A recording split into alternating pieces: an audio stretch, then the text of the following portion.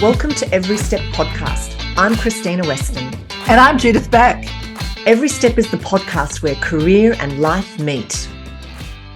Hi, Krystyna. Well, Hey, Judith.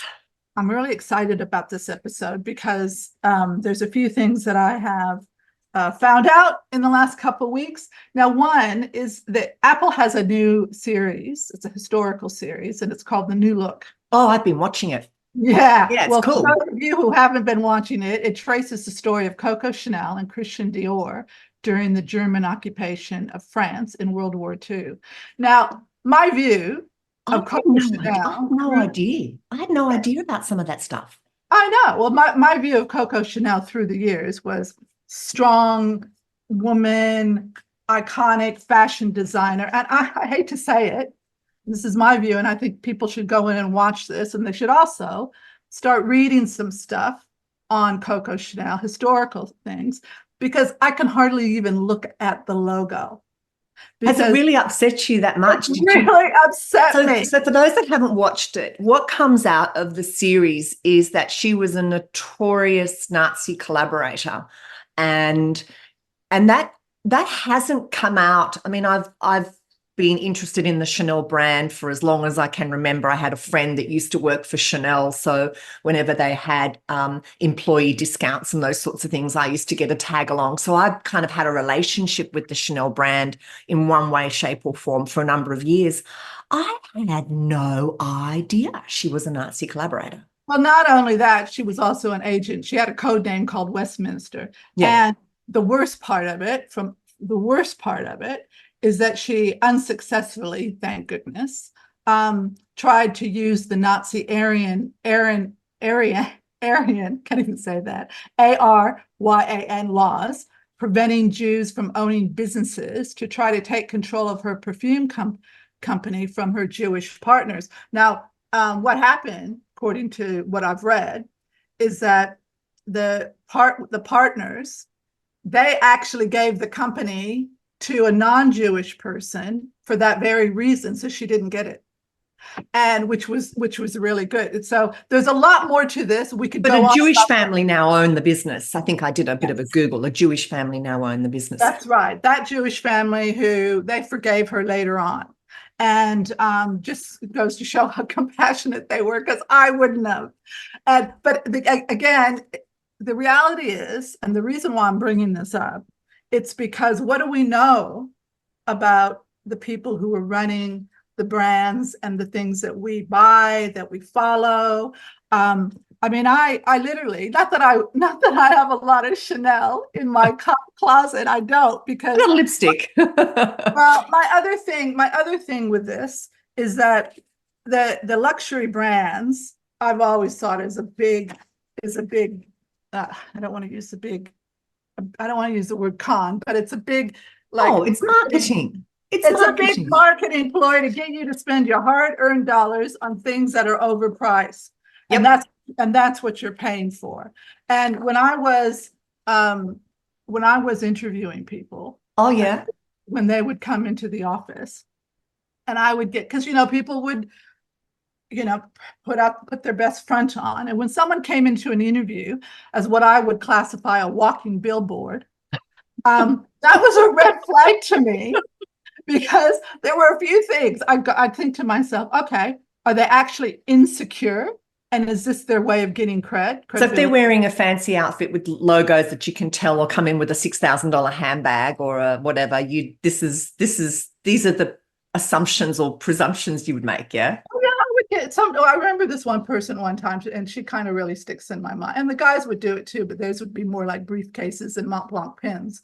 But the girls, or fancy watches, or the fancy watches, a Rolex with diamonds on it or something. But the Chanel chains and the Fendi bag and the shoes that have the big logo on it. I'm, like I said, a walking billboard. So might have been fake.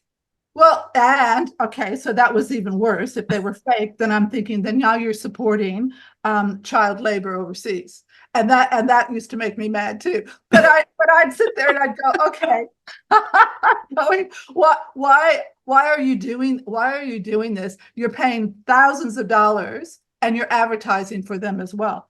But the other thing I'd think, okay, or are they just egotistical and this was their way of showing off?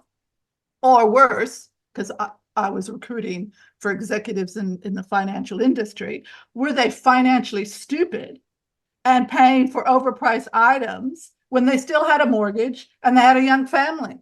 So did you shortlist any of these candidates? Oh my God, no, because I would, the people I wanted to see, I wanted to see them come in sharp, with a beautiful, tailored, nice outfit on, because you don't have to spend thousands and thousands of dollars to get a good quality brand.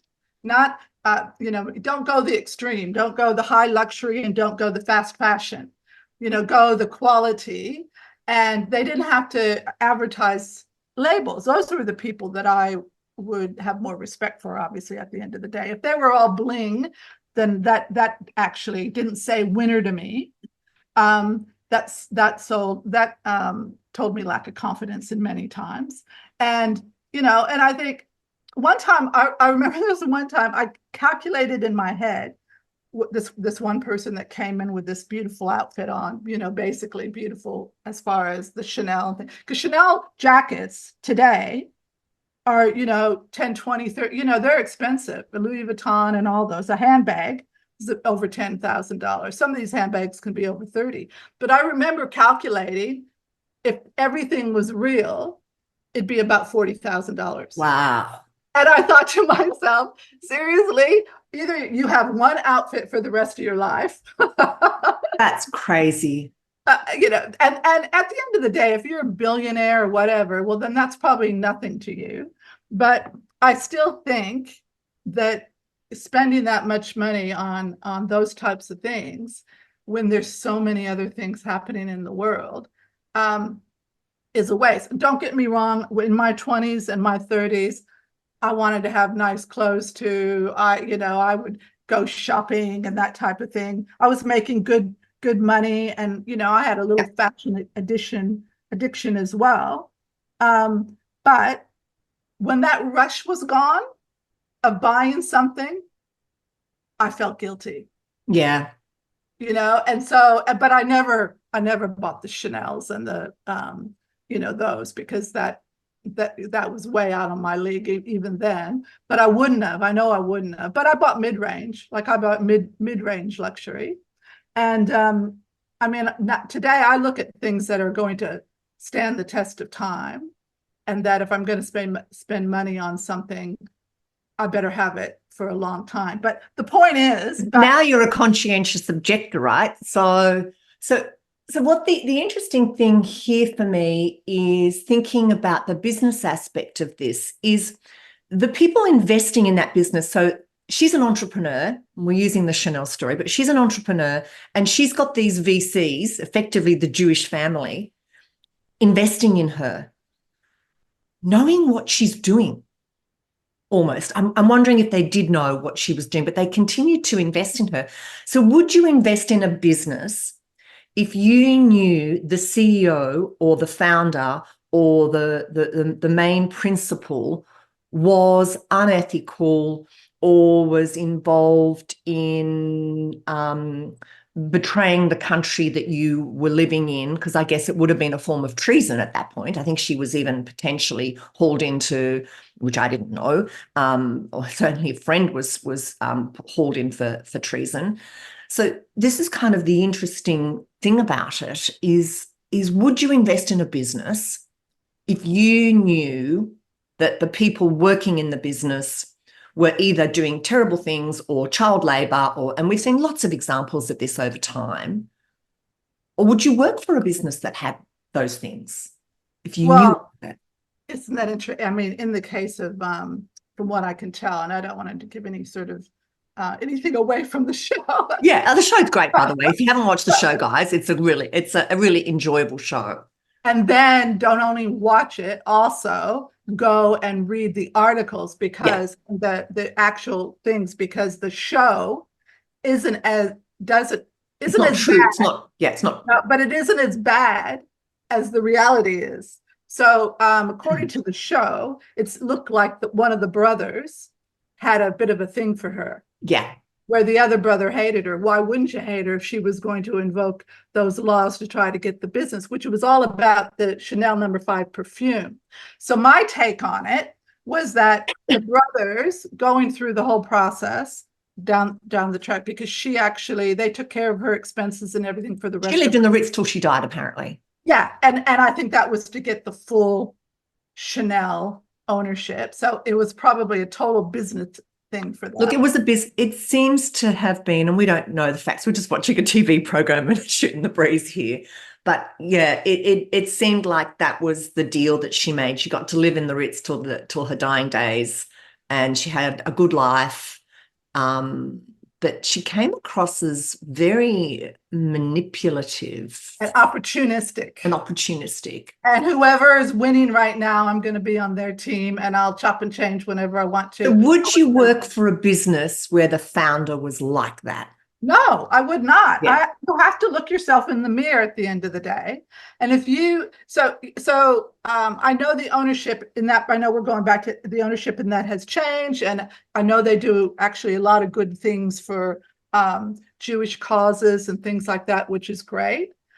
I can't look at that logo now. Because of the history of it. I'm not even Jewish. I can't, because I know that, what happened in World War II was horrible. And so I can't even look at that logo now. But the fact that it's owned by a company that's doing something, would I buy something of Chanel that didn't have that logo on it? Maybe because Karl Lagerfeld, I think, was the Lagerfeld. Yeah, maybe something that would be different. But I can't look at, I could never look at that logo the same way anymore. And that's just me. But as far as working for someone, you have got to work for people that you admire and respect. And I'm sure the people that work at Chanel and work there now, they have a whole different view probably, because they're for that family who are probably philanthropists, and they're doing good things and that kind of stuff. So it's a different company. Let's talk about what motivates, because I've been in this situation in my own career. Let's talk about what motivates people to hang around when they know there's bad stuff going down, and when they know that it's against their values. I did a consulting gig a number of years ago, and initially it was okay, and then pretty quickly I realized that there was a misalignment of values, and not just a little misalignment of values, but a big misalignment of values. The person in this organization would lie, and then would want me to lie to customers. And we'll talk about another example that's happened just recently as well.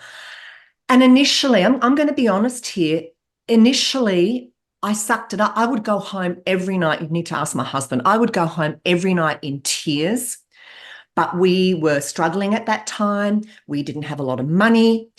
And I thought I was taking one for the team. And I did it for a little while, but I was miserable. And in the end, the pain and the misalignment of values, I was physically sick because I was internalizing the horribleness of the emotion. In the end, I actually left. I walked out. Even though we had no money, even though we had no cash flow. But I can kind of get, because I've been there and I've sucked it up, I kind of get why people hang around. But gee, it's a horrible, horrible place to be. It's a horrible place to be. That would be absolutely horrible. And I think the thing is, you're hanging around out of need and necessity, and and support your family. So if that's happening to you in your workplace, you need to start the process of exit.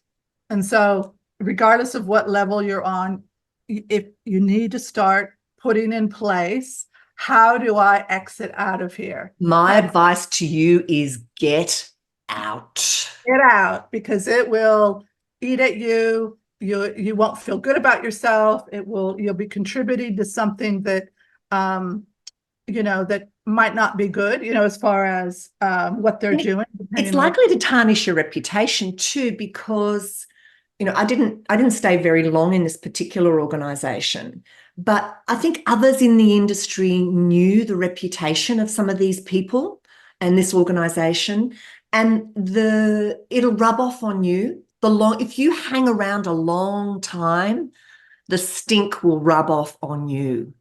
That's a really good point, because I'm not going to mention companies, obviously, but during my executive search years, there were a couple companies that did not do the right thing within the industry and got a bad reputation.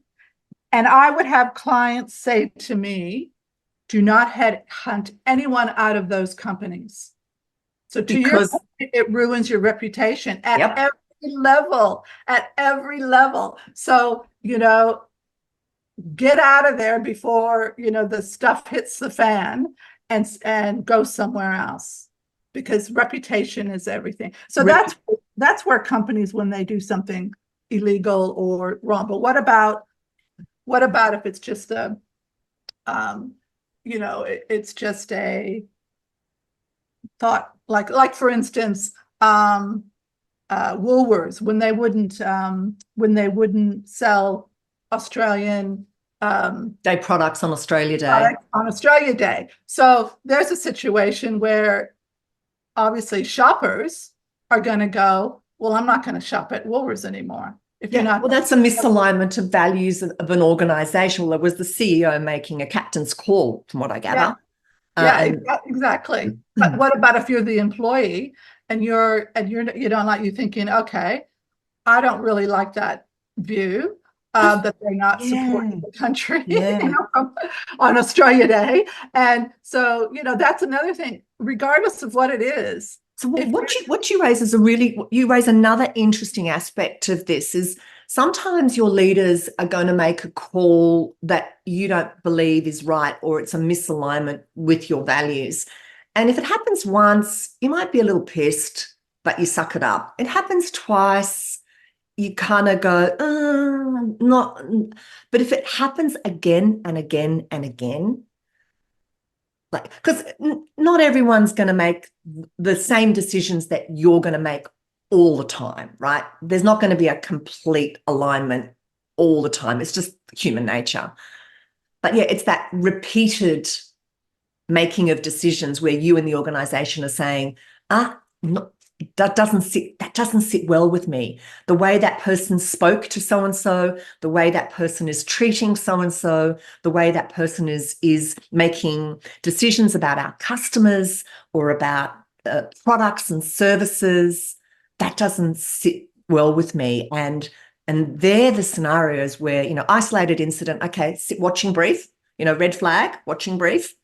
But if the red flag comes up multiple times, that's when it's time to get out.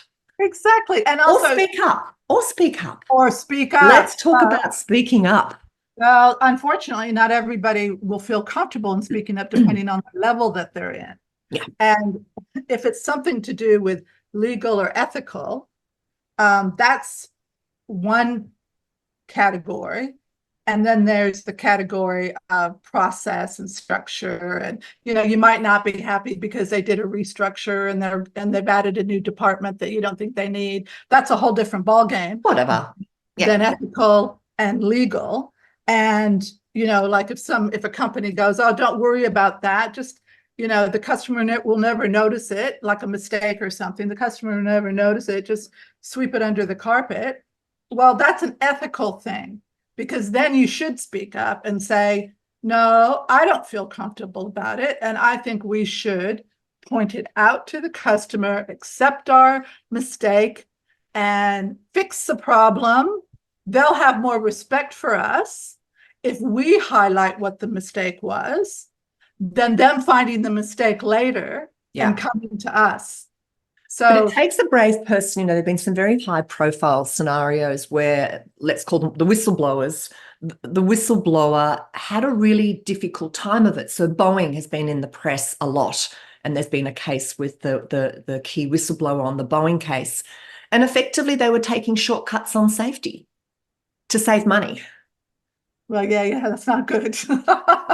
That's But and that that person was crude. That person lost their job. I mean, there's now been a whole court case around it, but that person lost their job.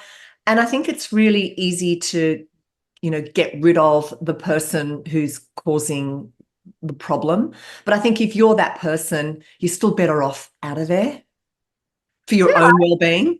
you should think of your employer like you do your political party or your football team or your right? Who am I going to cheer for? Who am I going to support? And what kind of policies do they have? Where's the future? How do I fit in? Is it going to benefit me, the company, maybe the world? And you look at all those aspects. And I mean, these days, um, I think they even have chat rooms and websites where people will go in and put a review on an employer. Oh yeah, glass house, glass ceiling, glass. Anyway, there is a yeah. Yeah. And before you take a job, you should check all that out. And I always would say to candidates, I'd say if you want to know whether or not the company, more about the company, just go on LinkedIn, put the company name in to see how many employees there are at that company, but then look and see if they're still there. Glassdoor. Finally, I just Glassdoor. Googled it. Glassdoor.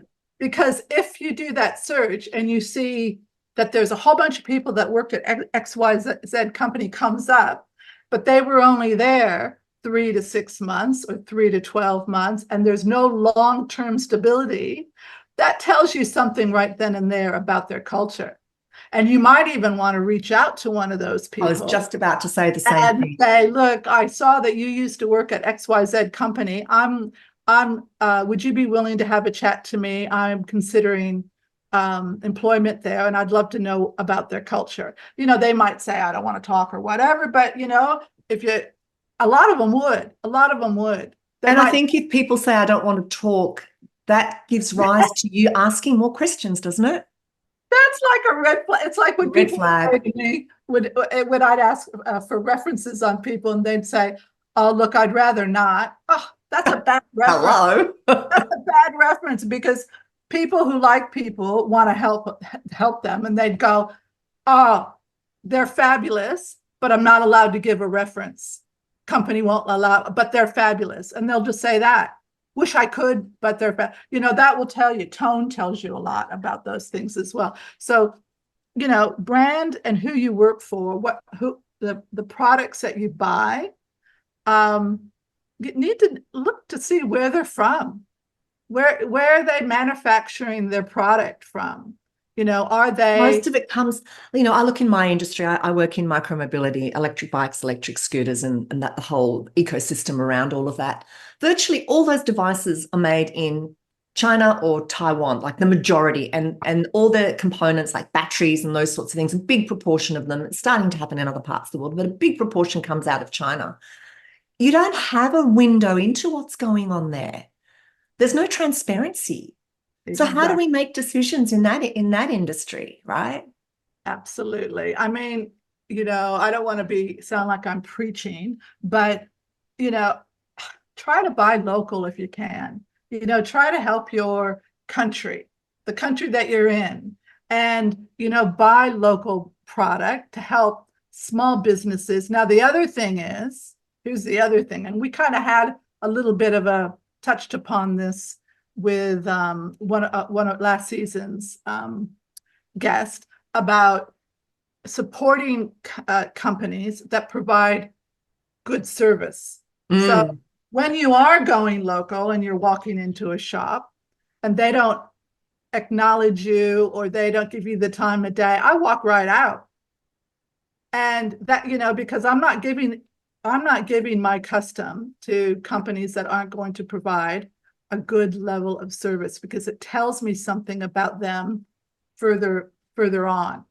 Yeah, I mean, it's human nature, and it goes down to even little things. I'm listening to you talk, and what you've just said. We've got a local market here, and it's a human story. We've got a local market here, and we were out hunting for dog treats for our dog, and we went to this local market with specially researched. We knew the lady that was going to be there. and we walked past two other dog treat places, and we walked all around the market to try and find this one lady because she gives great service. The minute you turn up, she gives your dogs like so many treats. It's not funny. So of course, then you have to buy some. But we actually had a conversation with her, and she said, "Oh, did you see the other two tents with dog treats?" We went, "Yeah, we walked right past them." And that goes back to that right? You chase good service. You will look after the businesses where you feel seen and where you feel respected and where you feel looked after. And you will pay a little bit more for Yes, that service and that quality, as long as your product is competitive and it's not crazy $30,000 bag. You know, like how much leather can you put in a bag? But, seriously. And I I know know. it's sort of, so it's like wine. You're not going to buy cask wine, but is a $3,000 bottle of wine better than $100 bottle of wine? Probably not. Yeah, we've often done like the brown paper bag test because there's a lot of snobbery around wine and champagnes and those sorts of things. And if you did a brown paper bag test, I'll tell you the story. We did a brown paper bag test one time. I'll never do it again. I felt ashamed of myself. really? My husband and I both felt ashamed of ourselves for doing it. So what happened? This was years ago, literally 20 years ago. And there was this person that my husband used to deal with who was just like big talker. Oh, I only drink $100 bottle of wines. And $100 bottle of wine, it's expensive today, but that was really expensive back then. I only drink $100 bottle of wine, blah, blah, blah. And then back in the day, Melbourne, a lot of places would bring your own. Mm-hmm. Restaurants were. So we weren't going to go buy $100 bottle of wine. We bought a $15 bottle of wine. Back then, that was an okay bottle of wine, right? Yeah. It's still an okay bottle of wine, I have to tell you. But back then it was still okay. Anyway, so we get to the dinner and he's brought his $100 bottle of wine and he's bragging on it. And I'm like, oh, Jesus. I said, and I'm going, you know what? I don't think let's do a little bit of a brown paper bag test. So we did that. We had the waiter do the thing. Anyway, he picked our $15 bottle. He picked. And do you know why I felt ashamed? Because we won at what cost? We won by humiliating him. Right. He was humiliated. Oh, so he thought the better wine was the $15 one. It was our $15 bottle of wine. Everybody picked the $15, not the 100 that he bought that he was so proud of. And he was humiliated. And you could just see it drain out of his face, like he was, oh dear. And we felt like shit. Sorry, that's the only word I can say. Yeah. We felt we felt so like, we swore we would never do anything like that again. It's not worth. Just go, yeah, your wine's great, love it. Thank you for bringing it. Gratitude. Thank you for bringing. Thank you. You're being so generous. Yeah. Like, thank you for sharing your beautiful wine with us. That's what we should have been doing. But it was just mainly because he was going on and on and on about it all the time. That it's kind of like someone who's bragging about on social media all the time. You kind of go, come on, give me a break. But it was a lesson in, just be the bigger person. Yeah. Yeah. Absolutely. And I think, as you said, the point you made earlier, a lot of all of that comes from lack of security.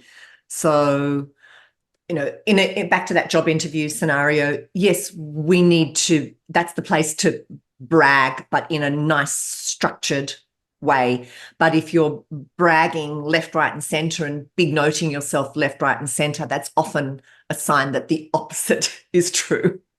Absolutely. And look, at the end of the day, when we post this, I hope that people come back and comment on this and tell us what their experiences have been and what they think about this, whether or not you would actually quit a job or have you quit a job because you weren't happy with the ethics or the person leading it, because the company might be Or fine, they asked you to lie.